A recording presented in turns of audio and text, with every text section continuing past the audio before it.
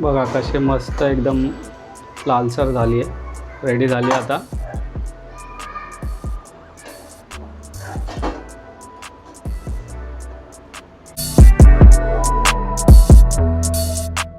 मित्रांनो बघू शकता काय वातावरण एक नंबर झालेलं आहे, एकदम जबरदस्त थंडगार झालेलं आहे। तर मित्रांनो इथं बघा बायको आपल्याला या वातावरणामध्ये एकदम कांदा भजी बनवून देते।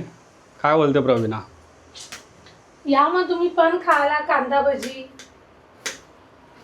तर कांदा बारीक चिरून घेते, चला।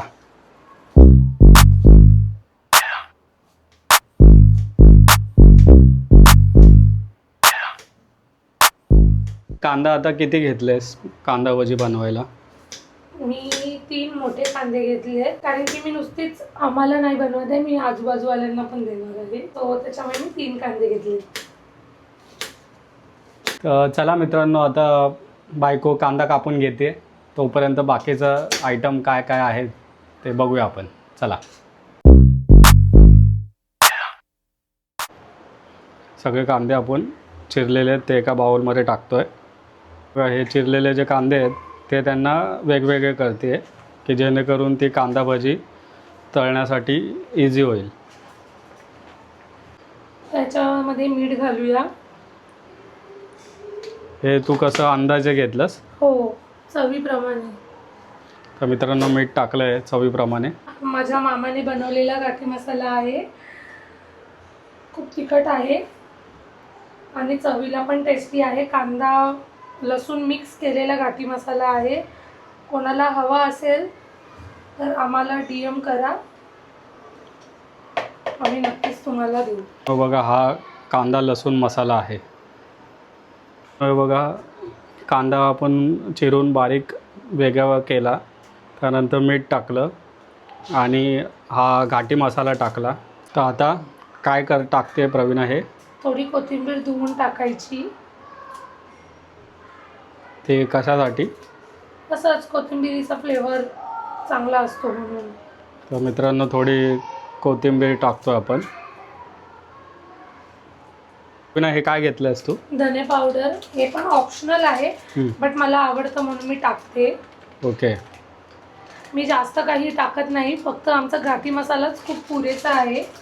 त्यानंतर त्याच्यामध्ये सगळं आहे आणि आता बेसनचं पीठ। ओके, आता हे मिश्रण सगळं एकजीव करायचं आहे। हो। चला मित्रांनो, हे सगळे साहित्य आपण घेतलं आहे। तर मित्रांनो हे आपण मिश्रण एकजीव करून घेतो आहे, चला।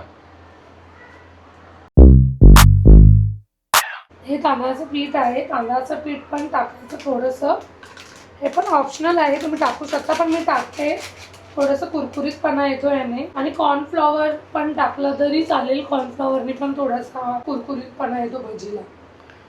तर हे आपण जे तांदळाचं पीठ घेतलं आहे ते रेडीमेड आहे, बरोबर ना? हो, आपण रेडीमेड वापरतो। तर बघा, हे अशा प्रकारे सगळं मिक्सर एकजीव करून घेतो आहे। आता हे बॅटरच ना? हे बॅटर तर झालं आहे आणि खूपच ठीक आहे, तर मी थोडासा पाण्याचा वापर करते, थोडं पातळ होण्यासाठी। हां, थोडंसंच, जास्त नाही।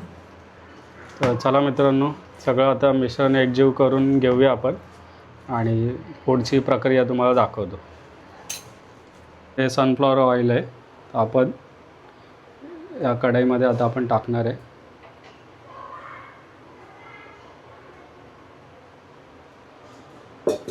तर मित्रांनो आपलं आता हे ऑइल जरा गरम होऊन द्यायचं 5-10 मिनटं, त्यानंतर आपण भजी तळायला सुरुवात करायची। आपण ताट घेतलं आहे, त्याच्यामध्ये हे 2 टिश्यू पेपर ठेवलेत। तर चला आता आपण भजी तळायला घेऊया। अशी अलगद सोडायची आहे। हे बघा, एक नंबर झाली आहे।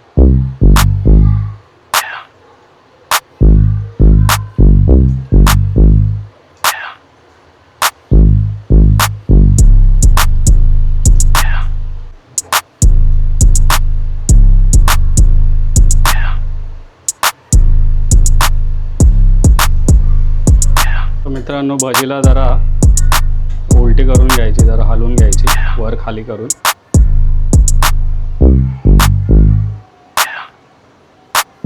बघा कशी मस्त एकदम लालसर झाली आहे, रेडी झाली आता.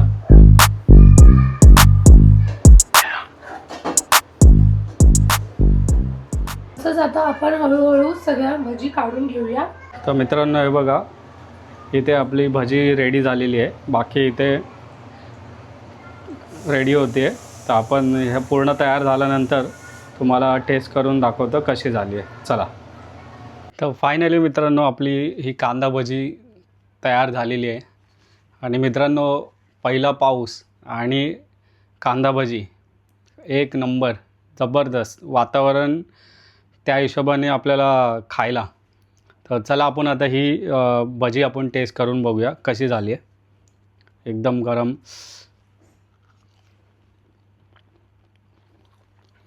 एक नंबर.